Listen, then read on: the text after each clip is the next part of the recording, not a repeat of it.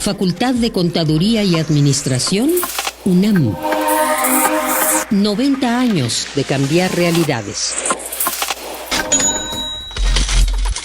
Consultorio Fiscal. María Concepción González de Chicago dice que hace 12 años Radio. presentó suspensión de actividad. Un programa de Radio UNAM Hay una PTU entonces que se determina. y de la Secretaría de Divulgación y Fomento Editorial de la Facultad de Contaduría y Administración. Si bien es cierto, estamos comentando todo lo que tiene con la contabilidad. Tocaremos el tema de las deducciones personales, obviamente, porque no son tan fáciles de aplicar en realidad. Consultorio Fiscal. Radio. ¿Qué tal? Muy buenas tardes, ¿cómo están todos ustedes? Sean bienvenidos como cada semana a Consultorio Fiscal. Y bueno, pues no por el hecho de que la pandemia nos esté azotando con todo, vamos a dejar de transmitirles. De hecho, muy al contrario, les tengo una buena noticia. Y es que si nos han estado siguiendo a través de Facebook y como ha sido la preferencia de ustedes y lo agradecemos de tocar estos temas, próximamente ya estaremos de vuelta en Radio UNAM y en TV UNAM. Así es, como ustedes lo saben, las autoridades universitarias pues también hicieron lo propio para tratar de evitar la propagación del virus. Obviamente estamos todos estando cuidados en casa. De hecho, esta es una transmisión que se hace posible gracias al equipo de producción. Y bueno, pues por ahí es por donde lo llevamos. Quisiera yo comentarles nada más que estos programas, pues sin duda la idea que buscan es tener lo más novedoso para ustedes. Y es en busca de ello que hoy en día vamos a tocar el punto de la responsabilidad penal en materia fiscal, lo veníamos ya comentando desde la semana anterior. Y a la par vamos a tocar también qué está pasando con las novedades en la reforma pensionaria. Ya ven que en alguna mañanera pues se comentó en la conferencia presidencial que iba a haber algunos cambios. Evidentemente pues vamos a hablar de ellos. Ahí hay una reforma ya iniciada, se supone que habrá otra reforma o iniciativas, mejor dicho. Todo eso lo vamos a comentar, pero lo más importante, el programa se enriquece gracias a toda su participación. Así que si ustedes tienen dudas, comentarios o cualquier otro punto que quisieran hacernos notar, por favor, de manera inmediata, háganoslo saber, aunque sea un chisme y también lo lavamos con todo gusto, no hay problema. Y bueno, pues estamos aquí muy atentos. Recuerden, este programa es totalmente en vivo, nos están viendo por Face, pero también recuerden que estamos en Twitter, es @consufiscal, y pues es ahí entonces donde también pudieran ustedes hacer las veces de oírnos, incluso, ¿por qué no?, también de hacernos llegar comentarios. Vamos a ir rápidamente a nuestra primera pausa para poder, pues de alguna forma, engancharnos en qué es lo que está pasando en el país. Sé que México ya va cerca de 44,000 decesos por el virus. Desafortunadamente hemos pasado del 7º lugar al 4º.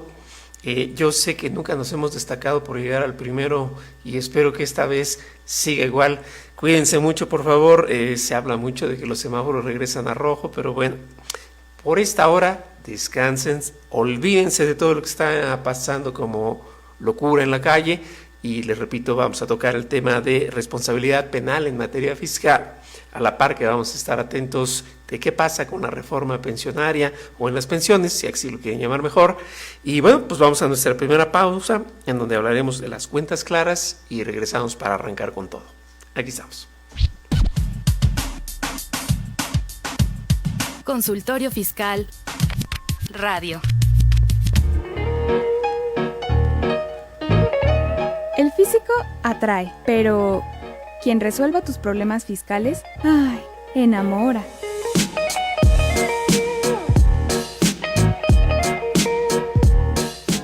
Ve y escúchanos por Twitter, @consufiscal.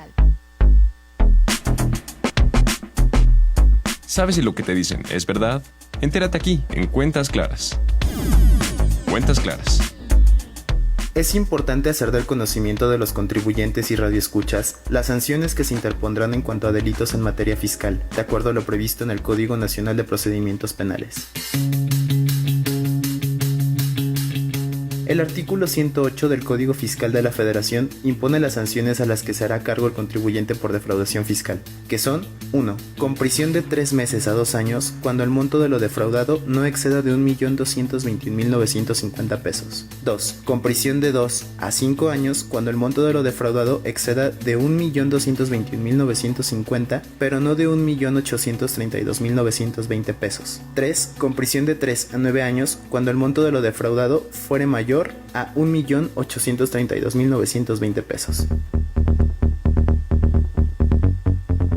Asimismo, serán sancionados con las mismas penas aquellos que 1. Consignen en las declaraciones que presenten para los efectos fiscales deducciones falsas o ingresos acumulables menores a los realmente obtenidos o determinados conforme a las leyes. 2. Omite enterar a las autoridades fiscales, dentro del plazo que la ley establezca, las cantidades que por concepto de contribuciones hubiere retenido o recaudado. 3. Se beneficie sin derecho de un subsidio o estímulo fiscal. 4. Simule uno o más actos o contratos obteniendo un beneficio indebido con perjuicio del fisco federal. 5. Sea responsable por omitir presentar, por más de 12 meses, la declaración de un ejercicio que exija las leyes fiscales, dejando de pagar la contribución correspondiente. El artículo 113 bis del Código Fiscal de la Federación establece que se impondrá sanción de 2 a 9 años de prisión a quien expida, enajene, compre o adquiera comprobantes fiscales que amparen operaciones inexistentes, falsas o actos jurídicos simulados. Fuente: Código Fiscal de la Federación. Cuentas claras.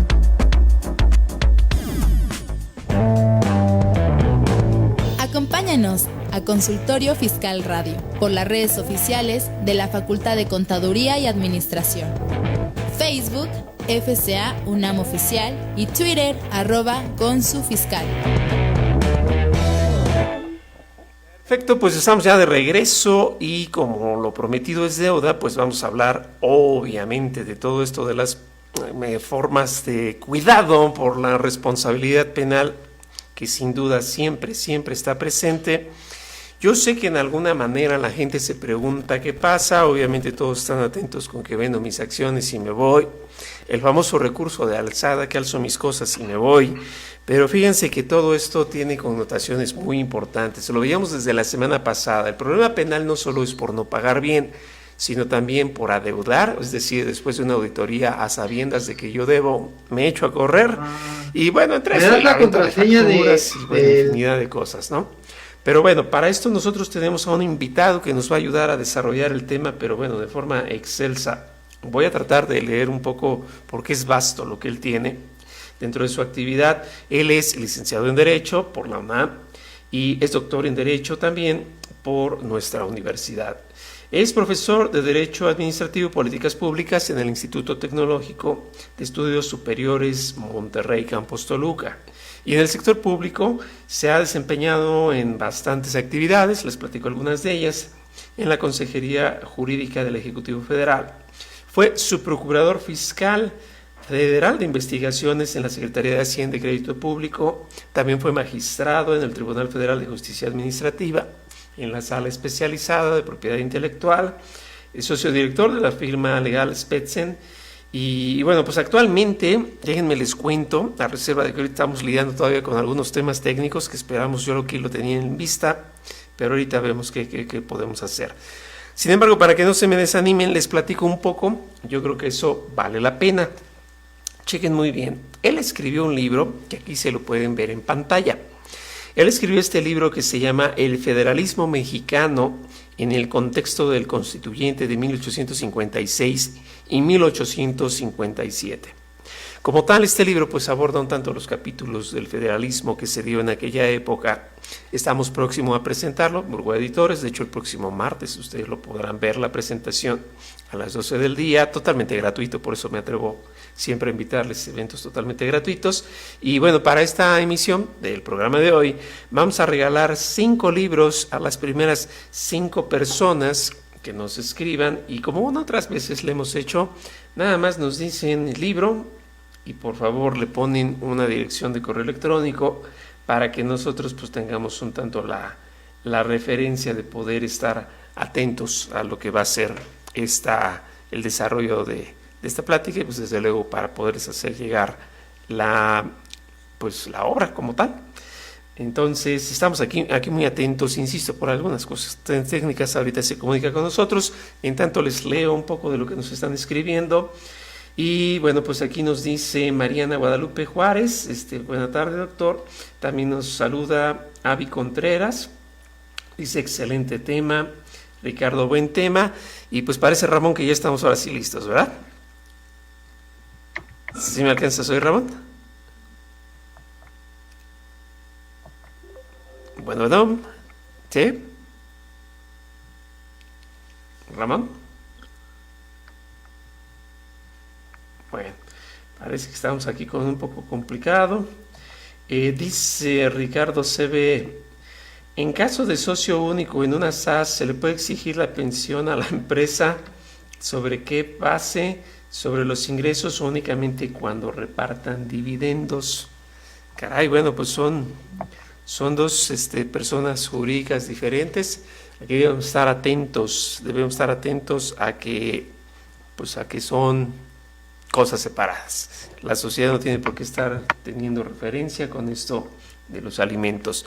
Parece que me dice que no escucha, entonces sí nos ve, pero no nos escucha. Ok. A ver, el tema que tenemos aquí el día de hoy, sin duda es complejo. Déjenme nada más estar atentos de esto. También nos escribe Susana Bendaño, ya nos empezó a mandar datos. Y bueno, denme oportunidad de... ¿Lo desconecto? Ok, a ver. Ya te escucho. Ok. Bueno, mira, vamos a tratar de hacerlo por el micrófono que está aquí, a reserva de que podamos estar enlazándonos otra vez. Ramón, bienvenido y muchas gracias por participar hoy con nosotros.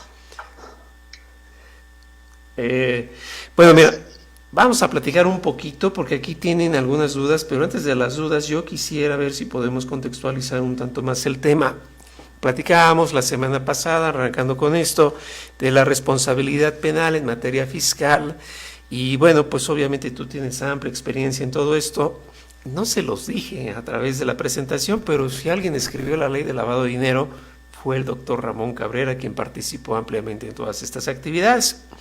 Entonces, de lo que en alguna ocasión él estuvo con nosotros en un evento, Ramón, platícanos, ¿la responsabilidad penal en materia fiscal al día de hoy ha tenido algún cambio sustancial que pudiéramos, pues, digno de poderlo platicar con quienes nos ven? Mira, sí ha habido algunos cambios, porque al final del día tenemos una ampliación de la responsabilidad hacia los asesores, que con antelación estaba, pero no de una manera tan clara, para todas aquellas personas que se vuelven corresponsables con el contribuyente. Por el otro lado, también tenemos una modificación muy importante que es en cuanto al tratamiento del delito. Esto es, el delito pasa de ser un delito ordinario a pasar a ser un delito de los considerados en contra de la seguridad de la nación, y al elevarse a esa calidad, también lo que ocurre es que le da un tratamiento distinto a nuestro sistema penal. El tratamiento que le da el sistema penal es el tratamiento más drástico que puede tener, porque es, digamos, el derecho del enemigo que se le conoce.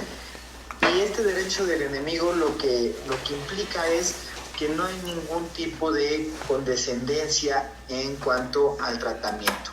Y de ahí que, por ejemplo, el tema de la prisión preventiva oficiosa sea uno de los elementos que están presentes en la responsabilidad penal de los contribuyentes. En ese sentido son los cambios que han dado lugar a un impacto muy importante en la situación penal tributaria de quienes se ubican en alguno de los supuestos que pueden ser considerados como delitos fiscales. Y por el otro lado también, al haberse elevado a esa categoría, también entras dentro de la misma, dentro de los mismos supuestos que permiten la procedencia de las acciones de extinción de dominio. Y entonces, digamos, el tratamiento que recibiría un el integrante de una organización terrorista, el integrante de una organización criminal de cualquiera de los cárteles que nos presentan las noticias todos los días, es el mismo tratamiento que eventualmente podría estar recibiendo un contribuyente. Ok, aquí me llama un poco la atención porque lo que dices es básico como para poder partir al punto de debate. El tratamiento es igual al que tuviera un contribuyente, incluso recientemente por ahí de noviembre, y me refiero reciente al año pasado, tenemos la reforma penal por cuanto a lo que son los llamados factureros, es decir, la gente que pues, se dedica a la venta de facturas. Me llama un poco la atención, y tú lo decías por lo derecho del enemigo, porque pues lo están tratando igual que a un terrorista, lo están tratando igual que a alguien de que está traficando con drogas, cuando se supone que México ha ostentado la bandera del garantismo y que los derechos humanos, y parece que ya todos derechos humanos en este país, llega una reforma que no trata precisamente con garantismo y de alguna manera avasalla, ¿no? Por lo que les eleva a la calidad de delincuencia organizada y bueno, sin duda también bien ganado, ¿no? Pero al punto que voy es la pena y los máximos que están señalando y todos estos tratamientos. Y hoy en día se habla de que ya va a arrancar porque se expuso así por parte de la UIF, que se va a arrancar propiamente ya con, pues, estrenando, ¿no? Todos estos mecanismos que conocemos. ¿Qué opinión te merece saber que a los contribuyentes pues se les va a tratar igual de lo que pudiera ser un terrorista, de lo que pudiera ser un narcotraficante? ¿Cómo ves tú esto? Mira, yo creo que es un exceso. Al final del día es un exceso. No es una conducta que deba ser ni premiada ni aplaudida de ninguna manera, pero sí es un exceso de la autoridad, porque no puedes estar generalizando las condiciones para darles un tratamiento de delitos en contra de la seguridad de la nación cuando no se dan elementos del tipo que ataquen o atenten en contra de los elementos sustantivos del Estado. O sea, no estás atacando la gobernabilidad, no estás atacando la existencia del Estado, ninguno de los pilares de la existencia del Estado. Sí es una conducta reprochable, definitivamente, pero de eso a darle ese tratamiento que atente en contra del Estado, del pilar, de la existencia de la nación, yo creo que sí es muy, muy diferente.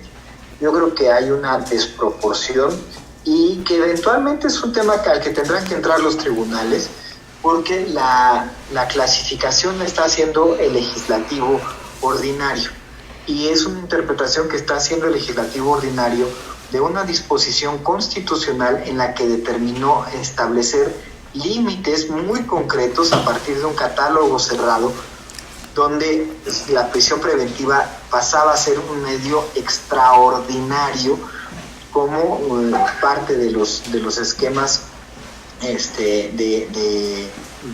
penales, ¿no? de las herramientas con las que cuenta el Estado para enfrentar ciertos crímenes. Pero entonces no creo que baste el simple dicho del legislador para poder ubicar un delito de corte tributario en la clasificación de un delito en contra de la seguridad de la nación. Entonces yo creo que uno de los temas donde habrá de abundarse y donde los abogados tendremos que estar llevándolo a este cuestionamiento a los tribunales para que decidan si sí o no se dan los elementos para considerarlo como un delito contra la seguridad de la nación, es justamente este tema de los delitos fiscales.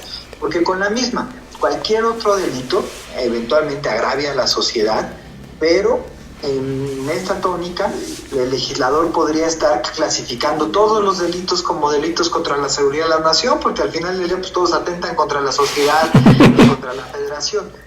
Pero realmente ese es el espíritu de la seguridad nacional, o la seguridad nacional son aquellos temas que le dan sustento, razón, existencia a la nación. Entonces yo creo que son un tema importante, porque por el otro lado puede ser clasificada como una medida que va en retroceso de los avances en materia de derechos humanos, y eventualmente bueno, también es una de las cuestiones en las que nuestros tribunales tendrán que estarse pronunciando, porque cambiaron radicalmente la situación, las circunstancias de los contribuyentes. Y si bien apuntabas que es una reforma contra los factureros, y así lo ha tratado de vender la autoridad, también es de decir que el tipo penal es abierto para el que compra y para el que vende. No hay excepción. La excepción la quieren matizar con un discurso para que la gente no se sienta tan agraviada por lo que es la modificación a los textos y a esta reclasificación de la naturaleza de los delitos financieros. Entonces, esos son los temas que hay que analizar y que habría que llevar a los tribunales para que estos se pronuncien bajo estos análisis, ¿no? Estos cuestionamientos. Aquí me surge una duda que yo creo que más que duda valdría la pena, no sé tú cómo veas, aclarar, porque la gente tiene de manera indebida la idea que sí tiene, vamos, que ante la existencia de adeudos fiscales y quizás generados por el contexto con el cual vemos que por facturas falsas y etcétera, pareciera que concibe la gente la idea de que pagando ya no tiene problema penal, pero yo recuerdo muy bien que, pues obvio, son temas muy diferentes. Simplemente me lo pongo a pensar cuando a alguien infortunadamente le llegasen a robar el automóvil, no porque recuperen la unidad, le pueden decir a la persona, sabes que ya vete, o sea, vamos, como que lo penal sigue una idea distinta. Cada vez que se compra una factura, si bien se corrigen, he pensado yo que deben seguir atentos a demostrar la materialidad, pero bueno, si tú nos puedes abundar más, ¿cómo es esta diferencia? Y claro, pareciera que el tema fiscal es un solo todo, pero en realidad son varios todos que son diferentes entre sí. Si bien todo parte de lo fiscal, pero la línea administrativa tiene una suerte totalmente diferente a la línea de lo penal. Ya los tribunales se han pronunciado por esa independencia de vías, donde puede haber incluso resultados contradictorios, donde tengas un juez administrativo que te cancele el crédito fiscal, pero tengas un juez penal que te esté declarando penalmente responsable y que te esté obligando a la reparación del daño causado al erario público a través del no pago del impuesto que determinó el juez penal que debiste de haber pagado. Entonces, no necesariamente la vía, digamos, administrativa o la vertiente civil del tema fiscal es una forma de extinción de las vías penales ni de las acciones penales. Entonces, sí es un tema en el que normalmente las acciones no solamente se resarcen con el tema del pago y eventualmente la autoridad puede reclamar y seguirse doliendo por la afectación de la conducta cometida.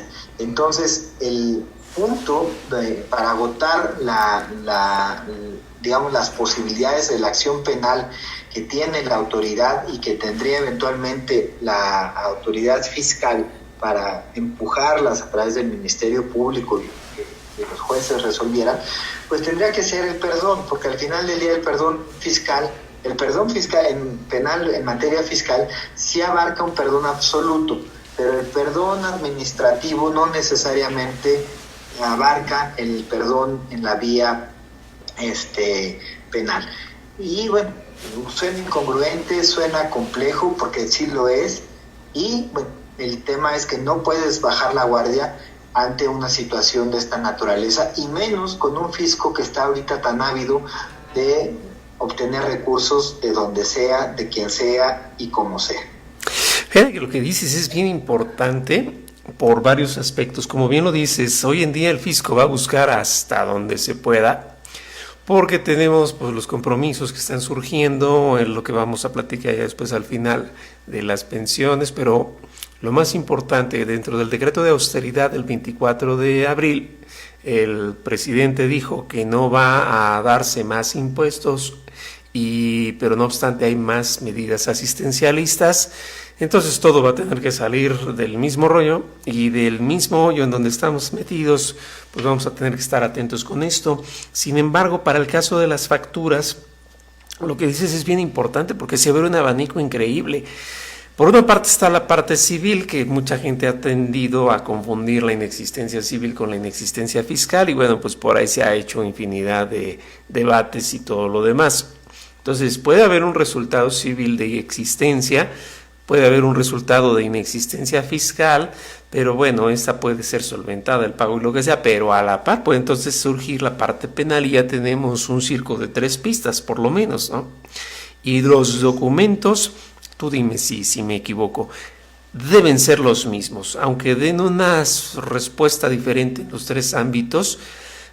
Me parece que debieran ser los mismos, porque si no hasta pudiera conjeturarse una forma de fraude procesal o declaración con falsedad, cosas así. Es decir, yo los papeles que tengo son los mismos siempre, independientemente del resultado, ¿cierto? Así es. Por eso te hablaba, sí, te hablaba de que son varios un todo. Porque un todo es al final del día tu contabilidad, tu todo acaban siendo tus operaciones, acaban siendo tus pagos, acaban siendo tus declaraciones. Pues ese es el elemento del que parte absolutamente todas las vías. Pero de que tengan un mismo punto de origen, no necesariamente tienen un mismo punto de destino. Y entonces las rutas que se pueden seguir pueden ser muy diferentes. Puedes agarrar una ruta aérea para irte a Acapulco, pero también puedes agarrar por la cuota y puedes agarrar por la libre. Cada una tiene sus particularidades, cada una tiene su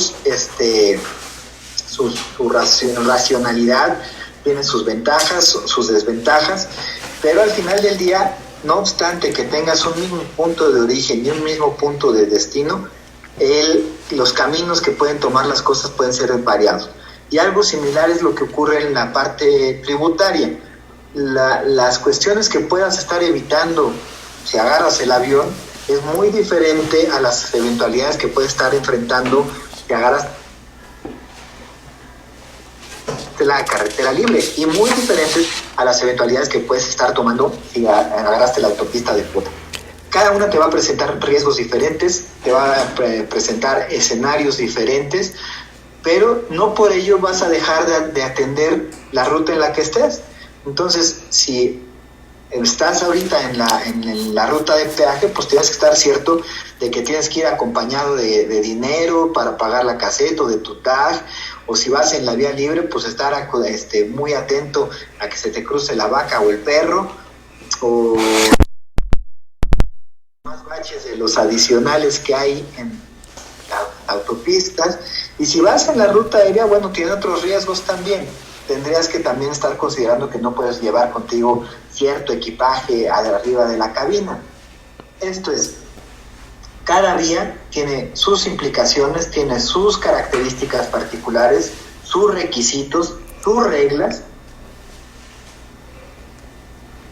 y tienes que estar muy atento a lo que esté ocurriendo en cada una de ellas, independientemente de que salgas de un mismo lugar y pretendas llegar a un mismo destino. Perfecto, muy interesante. Bueno, vamos a ir rápidamente a una pausa. Es Info Fiscal. No se vayan, regresamos. Recuerden, todas las dudas las contestamos el día de hoy. Regresamos. Consultorio Fiscal Radio. Info Fiscal. 24 de julio. La Secretaría de Hacienda y Crédito Público da a conocer las disposiciones generales a las que deberán sujetarse las dependencias y entidades de la Administración Pública Federal, así como las empresas productivas del Estado, para su incorporación al programa de cadenas productivas de Nacional Financiera. El Consejo Coordinador Empresarial comunica que la reforma de pensiones fortalecerá al sistema financiero, ya que lleva los ahorros de los trabajadores en las AFORES al cabo de 10 años hasta el 40% del PIB, permitiendo mayor dinero disponible para financiar proyectos de infraestructura. 26 de julio, el Consejo de Coordinación para la Implementación de la Reforma al Sistema de Justicia Laboral acordó que la primera etapa iniciará en el mes de noviembre para que los estados puedan superar el impacto ocasionado por la epidemia de COVID-19 en sus procesos de licitación, ejecución de obra y capacitación de personal. Info Fiscal. Consultorio Fiscal 860. Somos la otra frecuencia.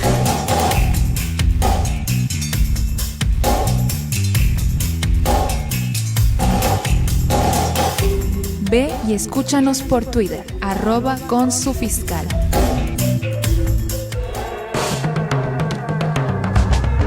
Invertir para aprender.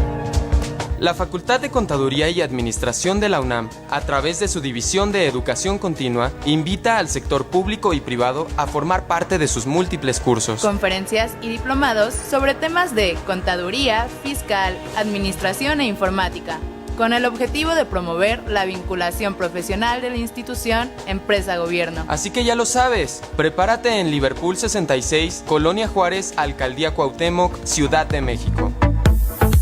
Informes al 55 55 33 16 17 y al 01 800 83 32 322. O si lo prefieres, ingresa a la página dec.fca.unam.mx. No te pierdas, en la División de Educación Continua hacemos capacitación a la medida. Consultorio Fiscal Radio. Tu opinión es importante para nosotros.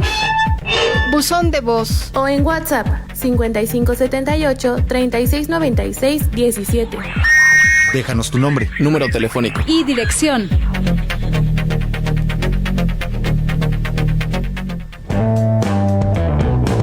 Acompáñanos a Consultorio Fiscal Radio por las redes oficiales de la Facultad de Contaduría y Administración. Facebook, FCA UNAM Oficial y Twitter @consufiscal. Muy bien, pues estamos de regreso y bueno, les tengo buenas noticias. No renunció el presidente, no crean que es eso no pasó, no creo que pase todavía. No, las buenas noticias son que estábamos viendo pues obviamente el interés que ha surgido con el libro. La verdad es que yo me siento muy honrado de poderlo presentar, me refiero al día de hoy. Y recuerden, el martes a las 12 del día, vamos a llamarle así, en realidad 12 p.m., en la página Facebook de Burgo Editores ustedes podrán ver la presentación del libro para que con detalle nos platique el autor de qué trata. Vamos a estar ahí rápidamente, es gratuito y pues él ha accedido a hacer una forma de más libros para poderles dar. Ramón, si les puedes platicar a cuánto subimos la cuota ahora.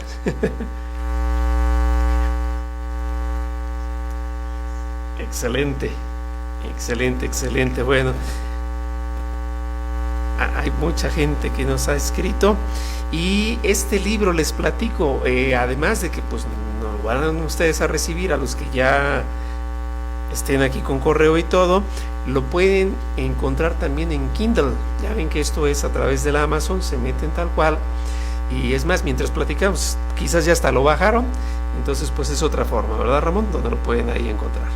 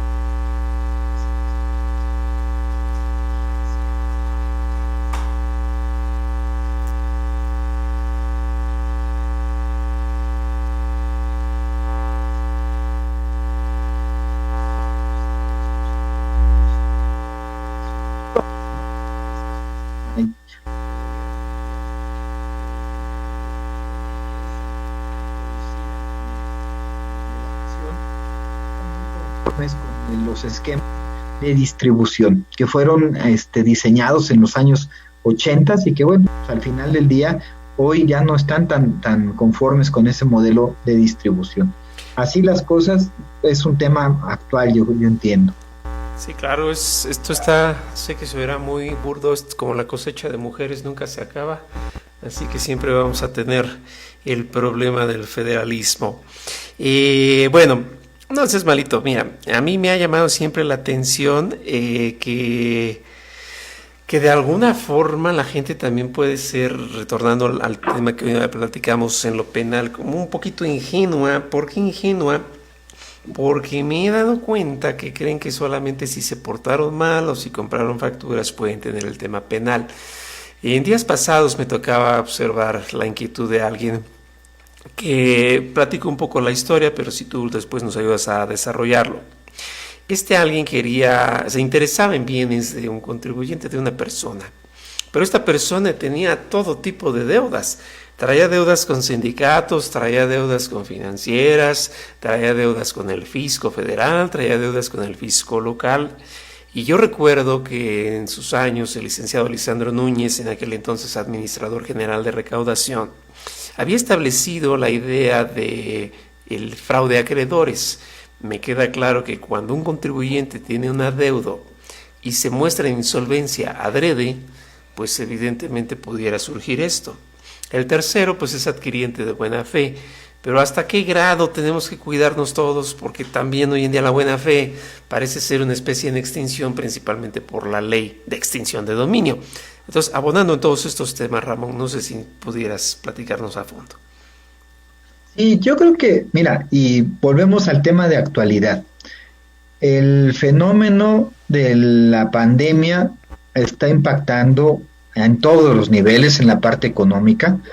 Muchísimos de los negocios que conocíamos ya no van a existir. Muchos están en proceso de morir y muchos ya se murieron y ni siquiera se han dado cuenta. Pero para el bien morir de una empresa, el tema no es tan sencillo como ocurre con el tema de una persona, que bueno, pues al final del día se murió y prácticamente se acabaron ahí sus responsabilidades. Claro que para eso queda el esquema de la masa hereditaria y las responsabilidades de los créditos que subsisten y demás. Pero en el tema de las empresas existen mecanismos como es el concurso mercantil, como es la ley de quiebras, la quiebra que está prevista en la ley de concursos mercantiles, que justamente te marcan la pauta de cómo debes de aterrizar el proceso de función de una empresa como tal.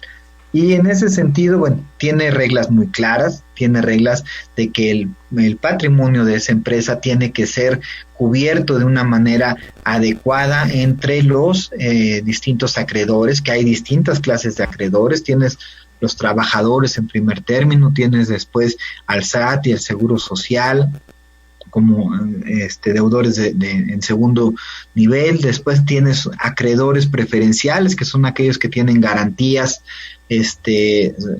créditos respaldados con garantías, y después ya el resto de los acreedores. Entonces no es tan sencillo, no es tan fácil nada más decir, bueno, ya cerré la empresa, el negocio y se acabó y a lo que sigue. Aquí es un tema en el que puedes dejar demasiados cabos vivos, y si no se atienden, si no los resuelves, si no los liquidas en su oportunidad y no les das el orden de prelación que la propia ley marca, entonces puedes estar en falta, puedes estar haciendo un fraude precisamente a acreedores, porque le podrías estar pagando a gente en un orden indebido, y en consecuencia, al hacer pagos en un orden indebido, estás violentando esos derechos de preferencia que la ley da. Y en consecuencia, bueno, esas personas que tienen una mejor posición en su orden, tendrían la potestad de reclamarle a los administradores por esas cuestiones indebidas. Y entre ellos, bueno, como está en un segundo lugar el tema fiscal, pues justamente uno de los que con mayor facilidad pueden dolerse es justamente el fisco. Entonces, este tema está cobrando muchísima relevancia. Lo estamos viendo y en todos los niveles, porque estamos viendo, por ejemplo, la orden que se dio por parte de la Comisión Nacional Bancaria para liquidar el banco FAMSA, que tiene todos estos componentes, ¿no?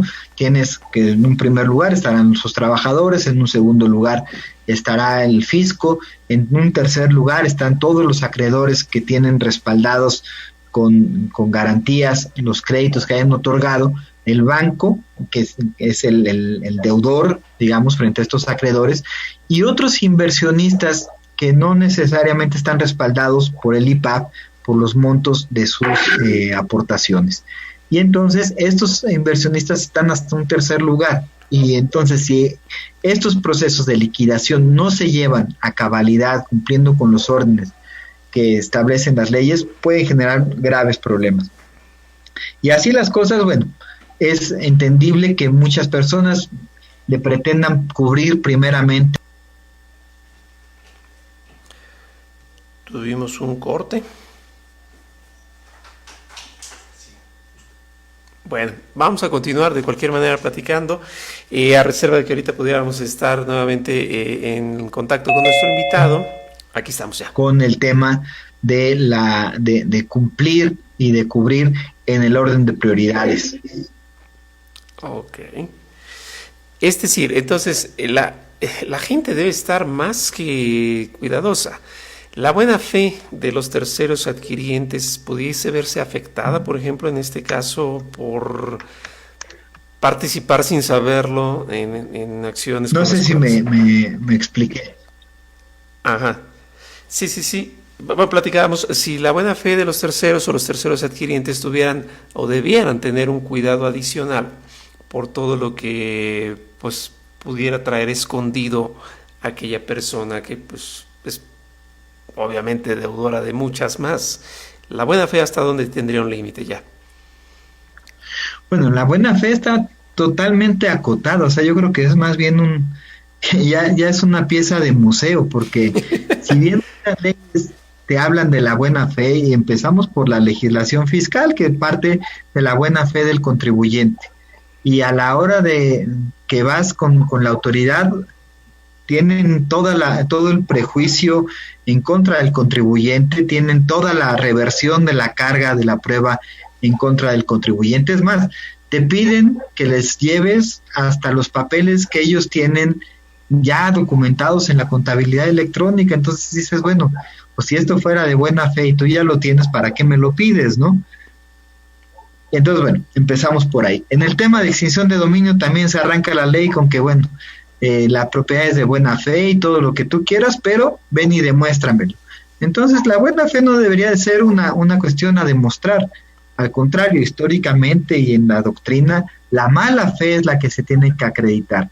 Sí tiene su complejidad el acreditar la mala fe, pero pues esa es la responsabilidad de quien acusa, de demostrar los elementos de la acusación, y si uno de los elementos que requieres para demostrar cualquier acusación es que hubo dolo, que hubo una mala fe, pues entonces esa sería una responsabilidad que debería de estar. En ese sentido, la buena fe puede estar en las leyes, pero en la práctica prácticamente está muy relegada y tienes que acreditar la buena fe de la operación. Entonces tendrás que estar muy cierto de que tú estás adquiriendo los bienes no con afán de ayudarle al otro a evadir el cumplimiento de sus obligaciones, ni a dilapidar su patrimonio, ni tampoco que tú seas un prestanombres o testaferro de la persona que está enajenando las cosas de buena fe. Tendrá eso que estar documentado, tendrá que estar eso razonado desde un punto de vista de lógica de negocio, tendrá que estar documentado para que lo puedas exhibir. O sea, el problema es que nuestras autoridades parten de la mala fe de los gobernados, como si ellos fueran los poseedores y tutores de la buena fe. Pero bueno, es un tema complejo por los retos que implica el tratar de demostrar algo que no debería de ser sujeto a prueba alguna, ¿no? Ok, entonces bajo esta realidad, porque como bien lo dices, una cosa es lo que dicen los libros y en la práctica pues pasa totalmente distinto. Bajo esta realidad en la que las personas deben estar acreditando constantemente que hicieron lo correcto, que van bien y que bueno, que las cosas son como debieron ser, creo que entonces se robustece la necesidad de que las cosas se hagan bien desde el inicio, y es lo que conoceríamos como el famoso compliance, para que ellos tengan todo en orden, ¿no? Así es. El compliance se convierte ahora en un elemento sustancial para cualquier empresa, porque ya no basta con que hagas las cosas bien. Tienes que acreditar y generar la documentación, la evidencia, las pruebas de que lo estás haciendo bien. Y un elemento adicional es que no solamente que lo estás haciendo bien, sino que además tiene toda una lógica de negocio lo que estás haciendo para que sea creíble a los ojos de quien te cuestione ese tipo de operaciones. Entonces, ya no basta hacerlo bien, lo tienes que hacer bien, lo tienes que demostrar, probar y generar tus, ahora sí que tus pruebas, tus indicios de por qué lo hiciste bien, y además tener una real lógica de negocio que explique el por qué hiciste la operación. Esas operaciones que aparecían sin ton ni son, que de repente aparecía el tío que nunca había existido en la familia y llegó a ser el propietario de todo, y dices, bueno, eso ya no puede ser a los ojos de esta nueva forma de abordar el tema del derecho, ¿no? Entonces sí son cosas que deben de cambiar, la forma de hacer negocio, la forma de operar un negocio, la forma de administrar un negocio. El compliance es un tema que deben las empresas asumir como un costo adicional ahora a su modelo de negocio, ¿no? Pero sí es fundamental que lo tengan. Y creo que lo más importante no es un hágalo usted mismo, como también se acostumbró en México por muchos años. Requiere ir de la mano de un especialista, ¿cierto? Así es, sobre todo de un tercero, porque obviamente las personas solemos perdonarnos nuestros pecadillos. Hacemos nuestro acto de constricción y nos perdonamos aquello que para nuestros ojos no fue tan grave. Pero a los ojos de terceros, esos temas que nosotros nos perdonamos no necesariamente los van a perdonar. Y esos terceros en este caso pues, es la autoridad.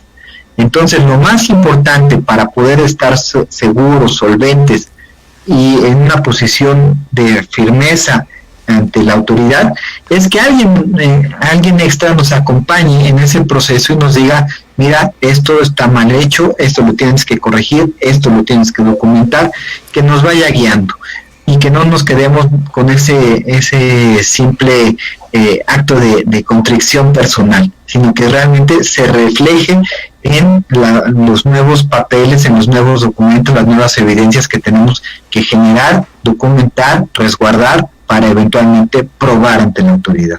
Que incluso, no sé si estoy errado, tú corrígeme si fuese así, pero tiene trascendencia por lo que son las actas de asamblea que se llevan a cabo en el caso de sociedades año con año, y a la par todo lo que ahí se está vaciando como que fuera el resultado de un compliance bien realizado.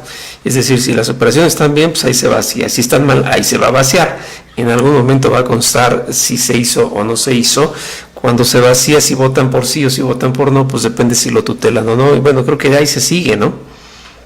Así es, y sobre todo con el tema de las responsabilidades penales ya de los integrantes de los consejos de administración y de los accionistas, porque al final del día, si están dando una aprobación a ciertos actos de administración, se están corresponsabilizando con lo que hizo el administrador. Entonces es un tema en el cual deben de estar muy atentos.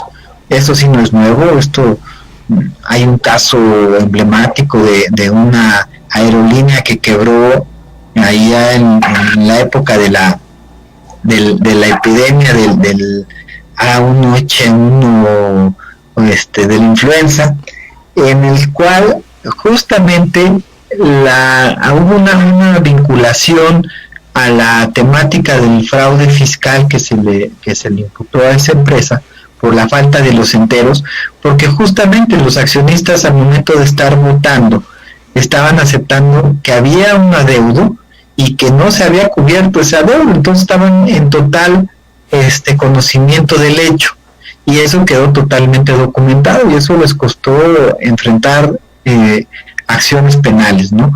Entonces eso se vincula con el principio de la conversación.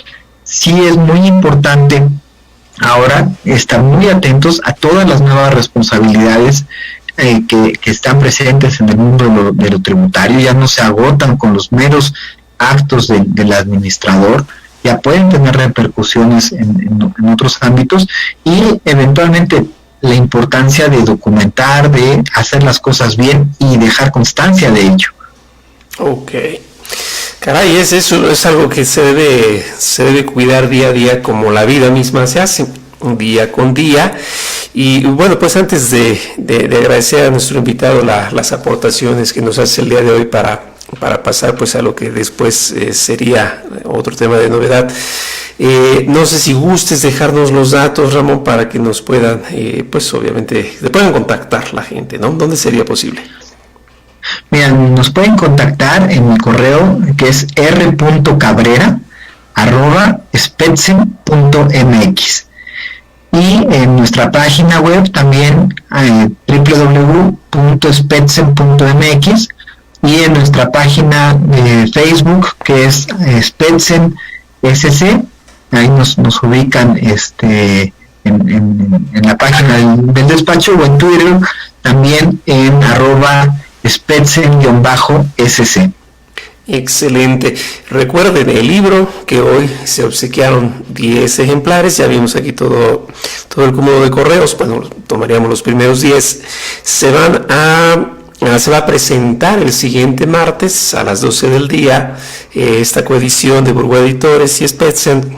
Esto es a través de la cuenta Facebook de Burguá Editores, pues para que estén atentos, nos acompañen, y cualquier duda pues ahí podamos seguir platicándolas.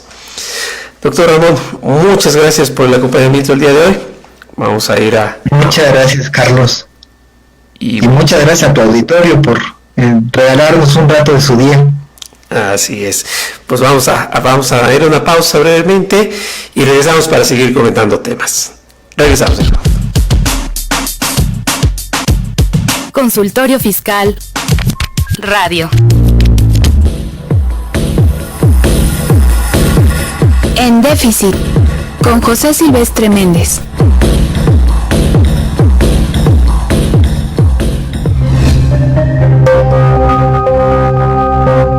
Microempresas e informalidad en México.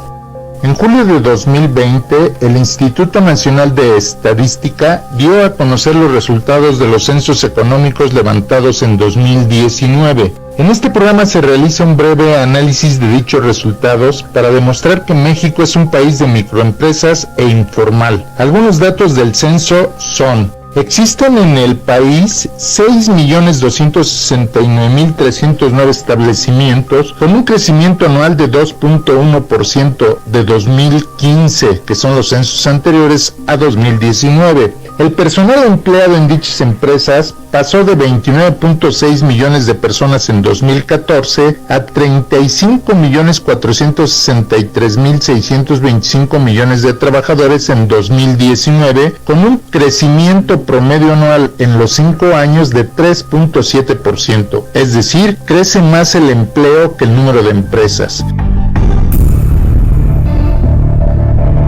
Aquí se observa una discrepancia en relación con los 55 millones de personas empleadas en 2019, de acuerdo con la Encuesta Nacional de Ocupación y Empleo del propio INEGI.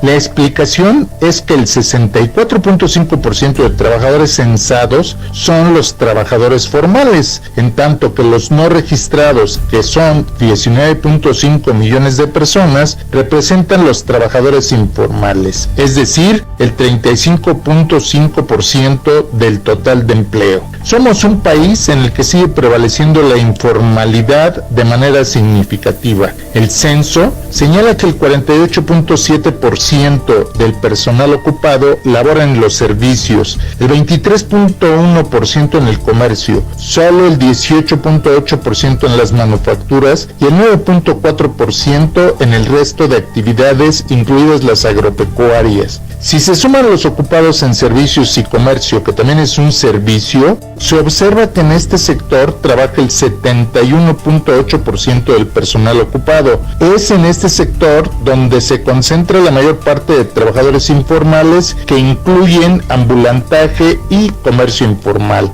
De acuerdo con el censo, somos un país de microempresas, micronegocios, ya que el 95% de establecimientos, esto es 5.955.843 empresas. Solo 250.772 negocios son pequeños, lo que representa el 4% del total. Si sumamos las empresas micro con las pequeñas, obtenemos un total de 6.206.615, que representan el 99% de establecimientos. Este total reitera que somos un país de micros y pequeñas empresas donde abunda la informalidad. Por otra parte, solamente 50.154 empresas son medianas, lo que representa el 0.8% del total, y 12.539 establecimientos son grandes o muy grandes y son el 0.2% del total. Respecto al empleo, destacan las microempresas, que son las que más trabajadores captan. De acuerdo con el censo, el 37.8% de trabajadores laboran en empresas micro, el 14.7% en empresas pequeñas, es decir, estas empresas concentran el 52.5% del empleo. Las empresas grandes siguen siendo importante fuente de empleo, ya que absorben el 31.6%, en tanto que las empresas medianas dan empleo al 15.9% del total. Es claro que las políticas públicas en general y económica en particular deben apoyar a las empresas micro y pequeñas, sobre todo en esta época de la pandemia, donde las que más sufren son precisamente este tipo de empresas. Además, muchos de los trabajadores de estas empresas, cerca de 1 millón, han perdido sus empleos durante la pandemia de COVID-19. La Facultad de Contaduría y Administración de la Universidad Nacional Autónoma de México se suma al esfuerzo de apoyo a los micros y pequeños empresarios a través de diversos programas, entre los cuales sobresale el Hospital Pymes, que brinda asesoría a micros y pequeños empresarios. A los empresarios que acuden a dicho hospital se les platica y convence de las diferentes estrategias que se deben seguir para que las empresas sobrevivan a la pandemia y después sepan qué hacer en un país post-pandemia. Busca la página de la facultad y acude al Hospital de Apoyo a las Empresas.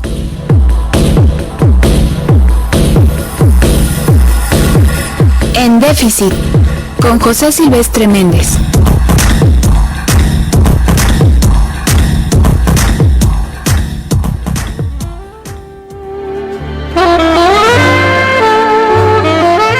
Bésame despacito, que dure como un juicio fiscal. Ve y escúchanos por Twitter, @consufiscal. Acompáñanos a Consultorio Fiscal Radio por las redes oficiales de la Facultad de Contaduría y Administración. Facebook, FCA UNAM Oficial y Twitter, @consufiscal. Muy bien, pues estamos de regreso y hablando de todos los temas de actualidad, sin duda surgió uno porque ya en el stand-up de la mañana pues existen muchas ocurrencias, justamente cuando México se está inundando en una zona del país por devastación de los huracanes, pues es más conveniente hablar del avión presidencial y entre tantos desatinos, a mi parecer, se habló de una reforma pensionaria. Que de hecho pues hoy vamos a tocar en términos breves porque no existe un texto como tal elaborado, pese a que sí hay un texto ya del PAN del 14 de julio. Y para desarrollarlo, pues yo quisiera presentar a alguien. Para mí siempre ha sido un gusto porque con todo cariño yo puedo decirles sus datos curriculares hasta de memoria. Es la maestra Silke Mora López. Ella es contadora, es abogada, sé que quizás no se oye tan rimbombante decirlo completito como luego son, pero ella tiene una maestría en Administración de las Contribuciones en la Facultad de Contaduría y Administración de la UNAM, y también cuenta con la maestría en Derecho por la UNAM nuevamente, y es alguien muy joven. La verdad es que si yo pudiera resumirla en una palabra sería éxito. Ella ha sido ponente en España, ha sido ponente en Las Vegas, es coautora de diversos libros. Les platico algunos que están actualmente, de hecho, con vigencia en el mercado. Uno de los libros son Los problemas de la inexistencia en la materialidad de operaciones fiscales. Es también coautora de un libro que se llama Los efectos fiscales, legales y financieros del COVID en México. Y de hecho este libro es editado por Thomson Reuters. Yo en lo personal voy a hacer algo porque me caen muy bien todos ustedes y les voy a pedir que si el primero que me mande un correo, le vamos a regalar uno de estos. Este va por mi cuenta. Yo ahí no puedo disponer mucho porque es Thomson Reuters, pero bueno, ella escribió ahí y se habla de todo lo que está pasando hoy en día con el COVID, mutación de la democracia, cómo va a ser la nueva fiscalidad. Y bueno, pues sin hacer tanto relajo, aquí tenemos a la maestra Silke Mora. Maestra, bienvenida. ¿Sí me ves? Creo que sí. Bueno, ni hablar, vamos a tener que estar. Maestra Silke Mora, ¿sí me escuchas? Sí, ahora sí lo escucho, doctor. Perfecto, bueno. Buenas tardes. Espero no te hayas perdido todas las estrellitas que dije de ti, porque si no, ya no me vas a invitar el panqué ni nada de eso, pero bueno. Ok, maestra, bueno, platícanos un poquito, porque nos levantamos un día y pues ahí surgió que, ay caray, pues que teníamos una reforma en donde parece que van a cambiar el esquema de pensiones, parece que los patrones se vuelven más buena gente, el Estado también más buena gente. Entonces, Malita, platícanos cómo es todo esto. Sí, la verdad es que el día 22 de julio nos sorprendió a todos en la mañanera. Yo creo que ya ciertos partidos políticos, no lo voy a mencionar, ya había una propuesta para una reforma de pensiones. Esta fue el 12 de julio, ¿no? Casualmente esta misma reforma es idéntica o muy parecida a la que presentó el presidente ese día en la mañanera, ¿no? Entonces, algo que sorprendió, pues evidentemente es que de un día para otro los empresarios son buenos, el presidente es bueno, todos son buenos, ¿no? Entonces, como ya estamos en ese contexto de que pues todos son buenos, no nos han comentado puntos finos, ¿no? Que hay dos posturas. Si nos ponemos en la postura del trabajador, creo que podemos comentar las cosas buenas, como es, me voy a retirar antes, voy a tener una pensión mejor conforme a la OCDE, que algo que la OCDE ya estaba requiriéndonos a México desde hace bastante tiempo. ¿Por qué? Porque la pensión estaba por los límites del no bienestar de la persona. Entonces ya ahorita recibir una mayor pensión pues significa estar dentro de los estándares internacionales. Eso es conforme a la postura como trabajador, pero si vamos a la postura como empresario, que creo que también podríamos centrarnos ahí, pues evidentemente tenemos una carga grande que más allá de lo que es la exposición de motivos que va a incrementar el sector formal de México, pues posiblemente tengamos una posición contraria, ¿no? Porque México tiene su economía informal es mayor, aparte son como 53 millones conforme a los estudios que se han realizado en México. Entonces ahora cómo pretende, que es algo que va a ser muy bueno y analizarlo, es cómo pretende incorporar a los informales a este nuevo sector de igualdad social, ¿no? Que es lo que ellos están buscando con su bienestar social, cosa que está perfecto, la OCDE siempre ha hablado de eso, no digo que esté mal. Sin embargo, sí considero que hacen falta cuestiones en esta iniciativa, sobre todo para el empresario. Algo que me causó muchísimo ruido fue ver a diferentes presidentes de consejos de empresariales aplaudir la reforma. No sé si esto a lo mejor tiene un tinte político o en realidad no estamos viendo bien la iniciativa, pero si nos ponemos del lado del empresario, lo primero que visualizamos todos los que estamos como asesores y como consultores fue si ahorita es un gran problema a lo mejor pagar el sector formal, ahora con el incremento gradual y sin ningún apoyo, porque no estamos hablando todavía de una reforma fiscal, donde ya podamos hablar de más. Por ahí estaban platicando que el impuesto sobre la renta, la ley de impuesto sobre la renta consideraba la deducibilidad. Sí, estoy de acuerdo, pero tampoco olvidemos lo que pasó en 2014 y que esa deducibilidad pues también está topado, ¿no? Entonces no podemos hablar que es un 100% respecto de esa deducibilidad. Algo que a mí sí me impresionó fue justamente eso, que los presidentes de diferentes consejos empresariales lo aplaudieron y dijeron que estaba bien. Yo no digo que esté mal para el trabajador, como ya dije, creo que es una propuesta muy buena. Creo que a todos los trabajadores nos beneficia porque nos vamos a retirar antes, vamos a tener una pensión, pues no digamos que mayor del 26% que está ahorita, se va a incrementar a un 50%, lo cual es bueno. Entonces sí es importante que también como trabajadores no olvidemos que vamos a seguir aportando a nuestra Afore. O sea, eso no quiere decir que ya no vamos a aportar, no, nosotros tenemos que seguir aportando a nuestra Afore, aparte que es deducible, ya lo sabemos, pero si nos centramos en la otra postura de nuestro empleador o del empresario, pues bueno, aquí va a haber varios detalles porque pues, no están contemplando si en realidad va a poder con esa carga contributiva que le hicieron, ¿no? De pasar de a lo mejor de un 6% a un 15% gradualmente en 8 años, que como dijo muy bien la ex procuradora en un comentario que ella hizo en MBS, creo, que esto se va a ver reflejado hasta en 10 años. Estoy totalmente de acuerdo con ella. No quiere decir que ya inicie esto, se dé promulgado y de pronto ya vamos a tener la pensión. Pues claro que no, tiene que pasar por estudios actuales, tiene que pasar 8 años para que podamos ser nos podamos beneficiar de esto, ¿no? Entonces yo creo que sí hay muchos puntos que todavía no se han esclarecido respecto a esto, porque pues nos han vendido muy bien el discurso y nos han dicho cosas muy espectaculares de esto, pero lo cierto, cosa que sí lo tiene, también otra parte afectada son las Afores.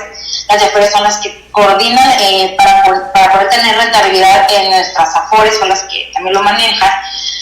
Ellas también en algún momento se van a ver afectadas. ¿Por qué? Porque ahora van a tener que pagar o van a tener que cobrar comisiones conforme a los estándares internacionales, que van a ser del 0.7%, ¿no? Y ellos también, ya hablando un poquito financiero, pues las pros que van a tener ellos es que van a poder, o les van a quitar esa limitante para poder invertir en productos derivados internacionales que estaban topados ahorita, y ya en algún momento pues ya van a poder tener mayores rendimientos. En ellos pues sí se va a ver modificado un poquito las comisiones, no su índice de rentabilidad, porque propiamente van a seguir teniendo rentabilidad que tienen, eso no se modifica, pero van a incluir nuevos productos para poder sostener esa rentabilidad.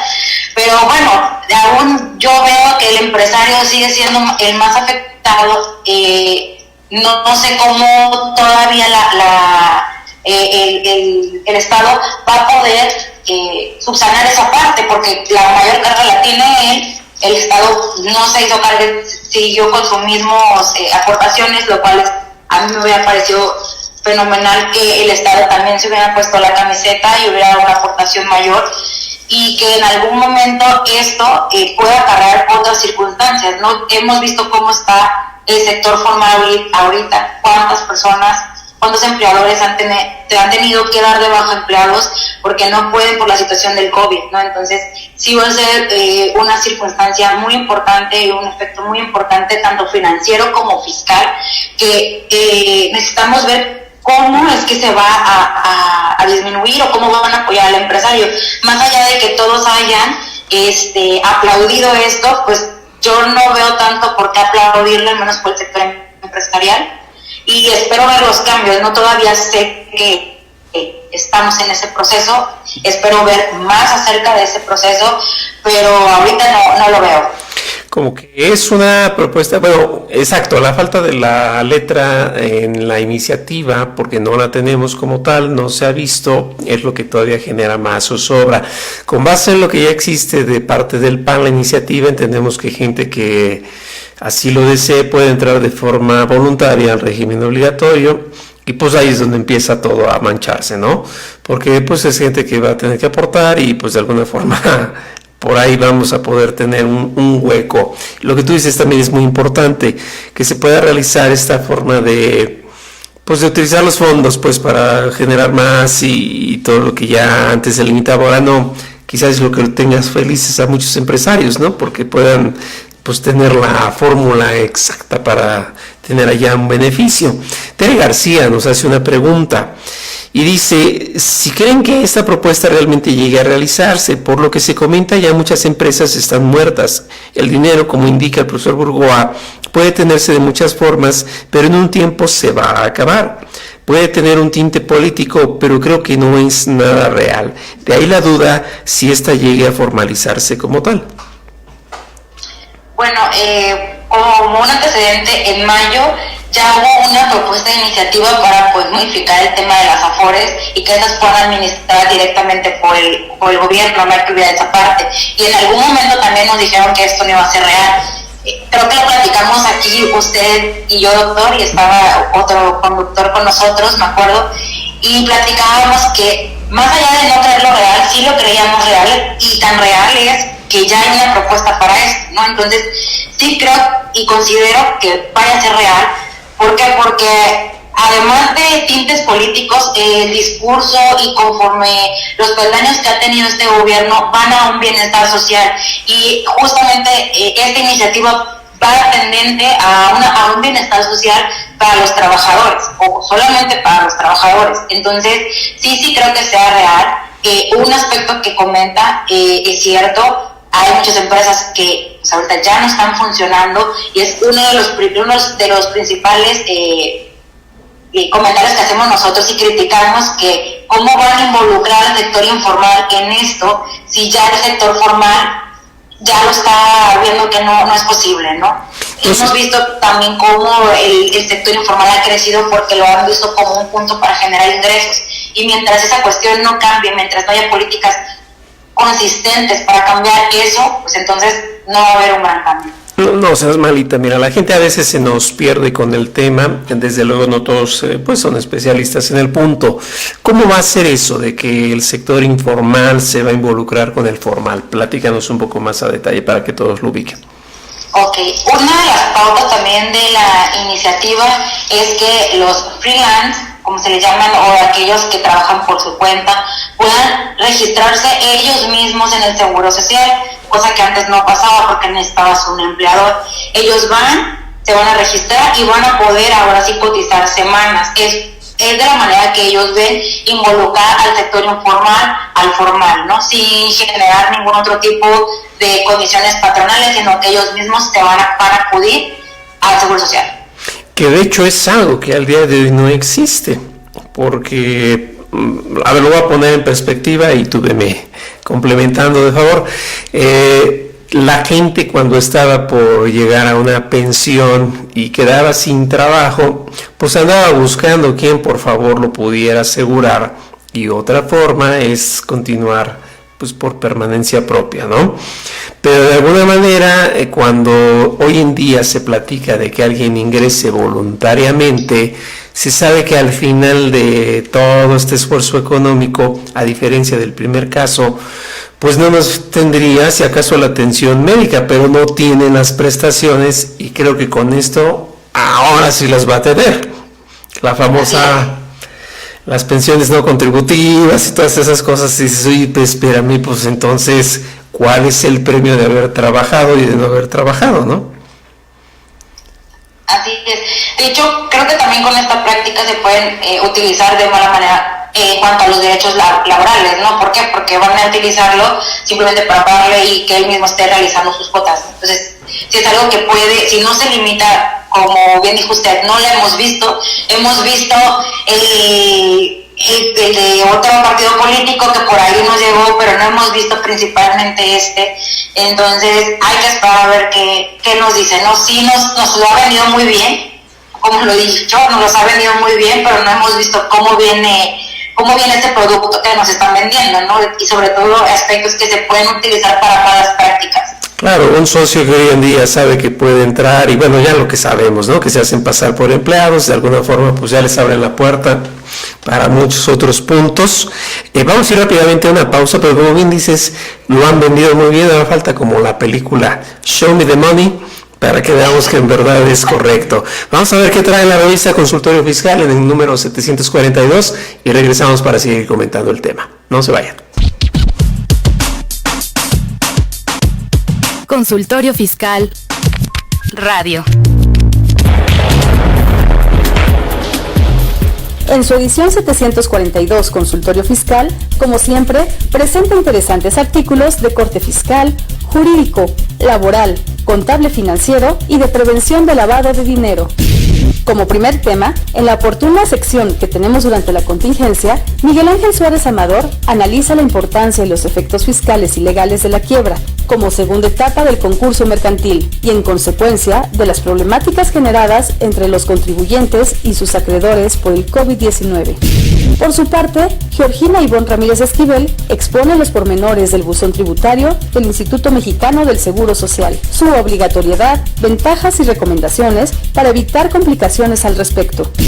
Mientras que Sergio Santinelli Grajales habla sobre los lineamientos generales en la condonación parcial para el pago del impuesto predial para la Ciudad de México. Adicionalmente, podremos encontrar un estudio completo y puntual de la resolución de facilidades administrativas para 2020, otro sobre los 10 temas fiscales más relevantes a considerar en el segundo semestre de 2020, y uno más respecto a las recientes novedades del buzón tributario del SAT, además de otros artículos en relación al dictamen del impuesto sobre erogaciones a la recaudación de más de 2,000 millones de pesos a la que coadyuvó Prodecon en junio pasado, pese a la actual pandemia.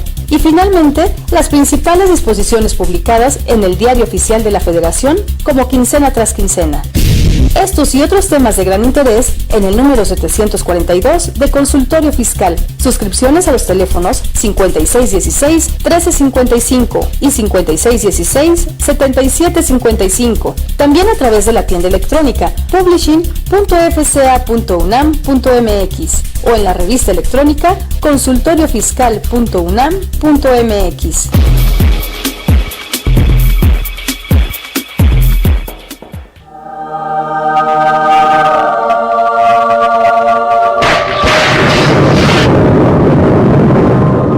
Nada queda oculto, dijo el Señor. Y por eso creó al SAT.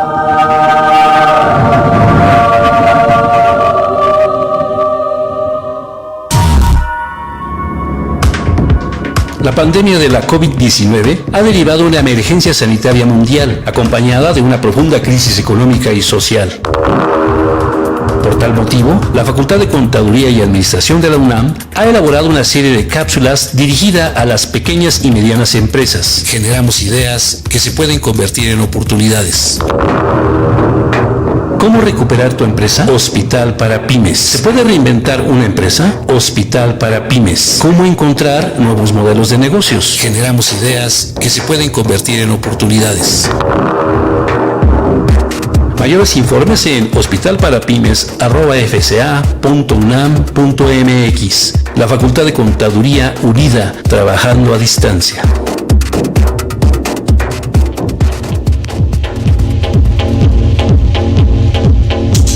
Un día como hoy, pero de 1921, Adolf Hitler se convertía en el líder del Partido Nacional Socialista Obrero Alemán, o Partido Nazi. Igualmente, un día como hoy, pero de 1958, Estados Unidos decide crear la NASA. Y en 2015, Microsoft lanza el sistema operativo Windows 10.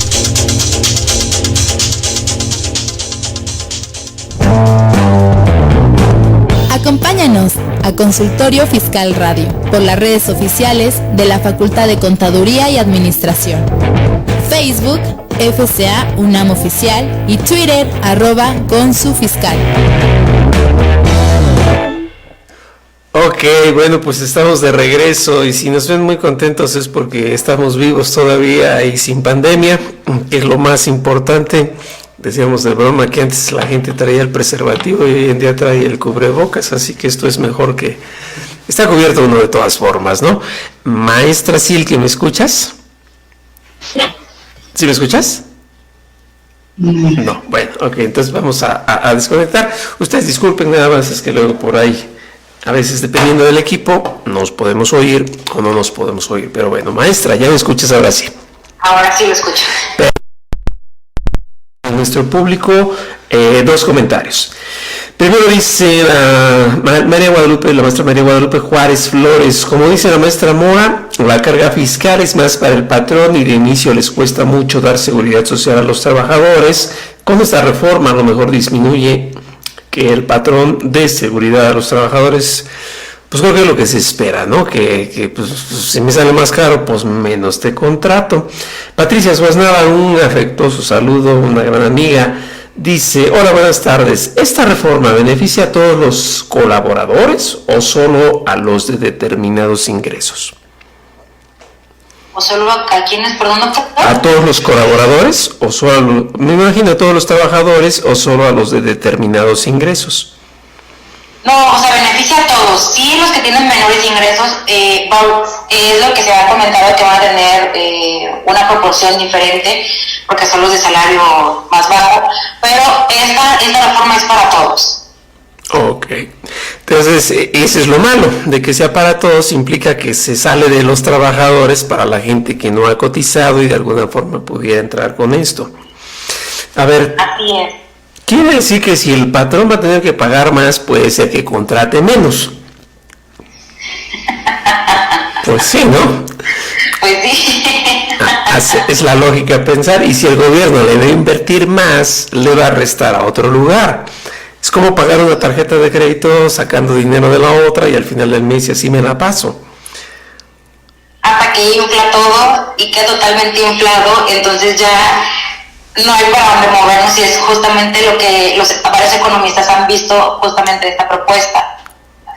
Que al momento, como usted bien dijo, al momento de darle entrada a todos, se prevé que la carga fiscal en algún momento, pues no lo que decía así, pero vaya a estar tan inflada que ahora sí vayamos a entrar en un problema. ¿Por qué? Porque lo que está haciendo el gobierno es: yo me quito las cargas que tengo con todos, la población se la transfiero a un sector empresarial, el sector empresarial se encarga, pero no se da cuenta que al momento de cotizar menos semanas, que influyen muchísimos factores, va a tener a personas ya no en el sector formal, pero sí le va a empezar a generar costos, ¿no? Entonces son cosas que no ha contemplado, que no hemos visto más bien, porque esta iniciativa no la va a conocer completamente, sino por comunicados por la Secretaría de Hacienda y demás, pero es importante ver ya la cuestión económica, ahora sí, cómo están haciendo sus estudios actuariales, cómo ven proyectada esta población que en algún momento va a entrar en este sistema, y cómo va a ser después de que ellos salgan de ese periodo, ¿no? Eso va a ser importante. A ver, ahí te va la historia y tú dime si la compartes. Vamos a imaginárnoslo de cero. Resulta que el trabajador se va a festejar al ángel porque ya tiene la posibilidad de accesar más rápido a estas prestaciones, bueno, pensiones, mejor dicho. De alguna manera sucede lo siguiente: en el país el dinero pues se agiliza, o sea, se apresura la entrega porque pues es con menos semanas de cotización, entonces hay que desembolsar más rápido. A la par, el patrón tiene que subir sus gastos porque va a pagar más, y bien deducible y lo que quieran, pero el chiste es que sin dinero no hay dinero, o sea, no es fiscal, sino que es financiero.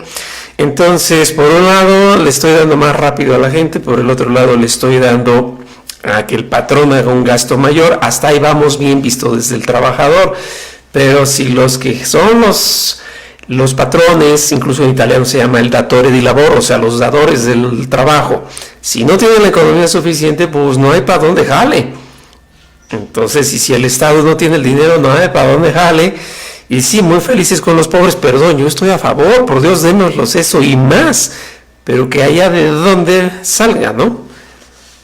Claro, el sector empresarial es el que más dañado está ahorita, y obviamente no le cayó ni de 100 esta nueva propuesta, porque como bien dice usted, si el sector que está fomentando los empleos no tiene cómo salir adelante, entonces ¿cómo va a generar más empleos?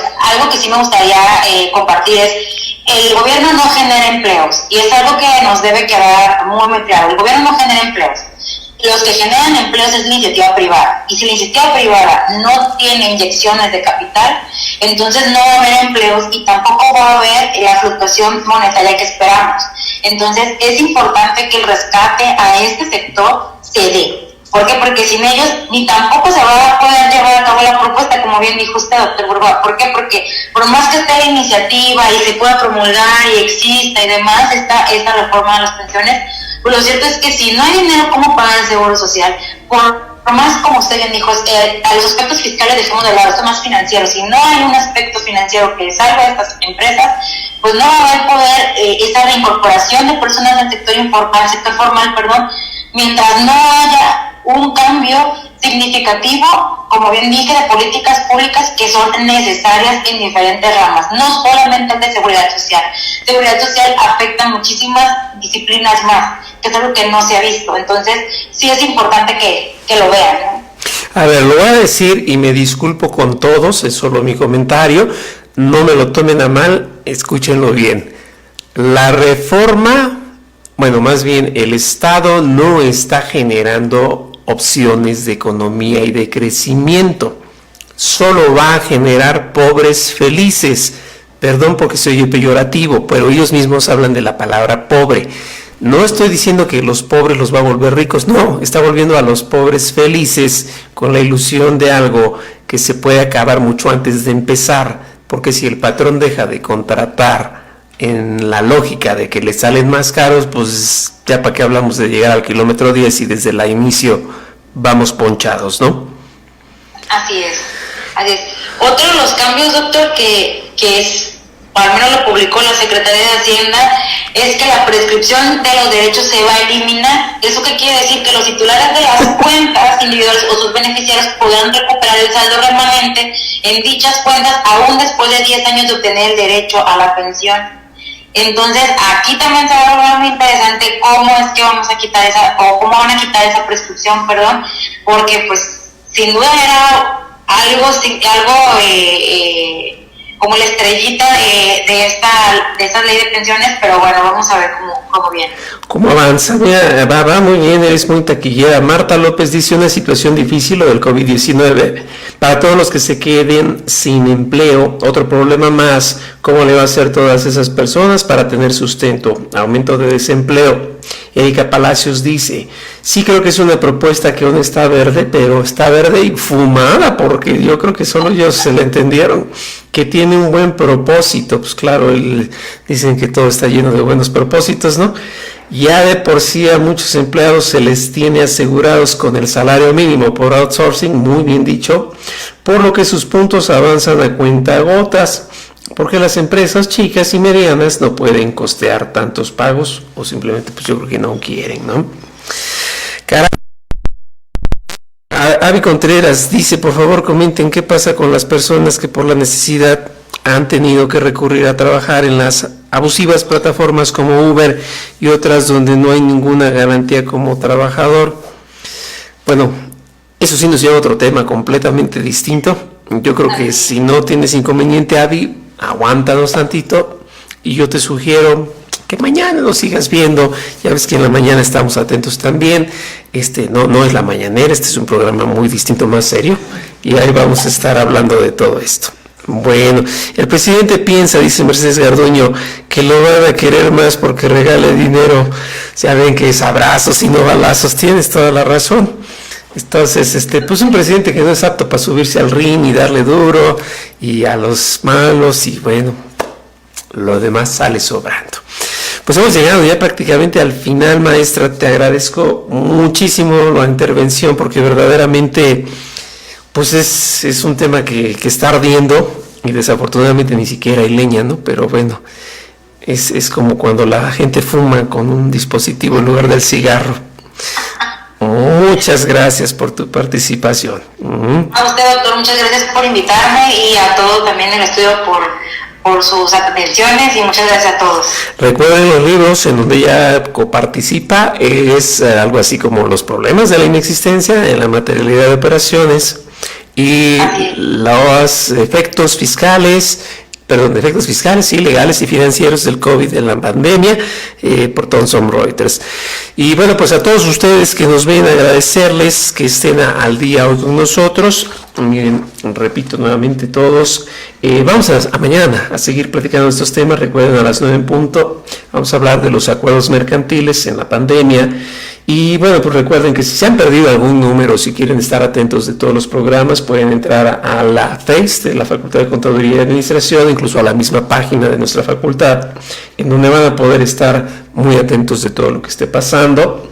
Nuestro director, el maestro Tomás Humberto Rubio Pérez, director de la facultad, doctor José Ricardo Méndez Cruz, secretario de Divulgación y Fomento Editorial de nuestra facultad.